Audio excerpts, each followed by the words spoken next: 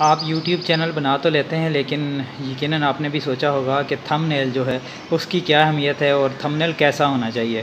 تو تھم نیل کے اوپر پہلی بات تو یہ ہے کہ تحریر ہونی چاہیے کہ جو بھی ویڈیو میں آپ مواد پیش کرنے جا رہے ہیں اس کے بارے میں آپ تھوڑا سا تھم نیل کے اوپر بھی لکھ دیں، ٹھیک ہے۔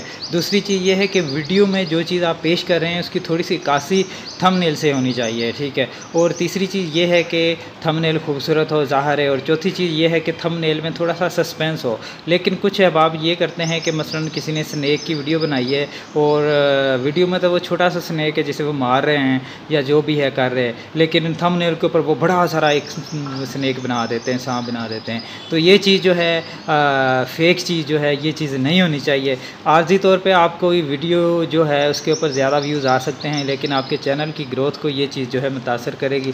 ظاہر ہے اب آپ کسی کو کوئی چیز فیک پیش کر رہے ہوں تو وہ ایک دفعہ دیکھے گا، دوسری دفعہ وہ دیکھنے کی کوشش ہی نہیں کرے گا۔ اور مین اور اہم چیز آخر پہ جو میں آپ کو بتانا چاہوں گا وہ یہ ہے کہ آپ جس موضوع کے اوپر ویڈیوز وغیرہ بناتے ہیں یا آپ کا چینل جس موضوع کے اوپر ہے اسی موضوع کے اوپر آپ ویڈیوز دیکھیں اور دیکھیں ان کے اوپر تھم نیل کیسے ہیں، اور یہ دیکھیں کہ جو ویڈیوز جن کے اوپر بہت زیادہ ویوز آ رہے ہیں یا وائرل ہو رہی ہیں ان کا تھم نیل کیسا ہے، اور اس طرح کا تھم نیل بنانے کی کوشش کریں۔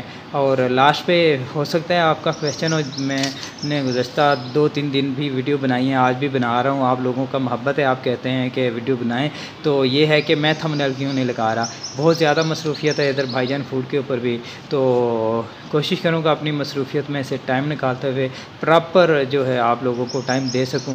ویڈیو دیکھنے کا بہت شکریہ، اللہ حافظ۔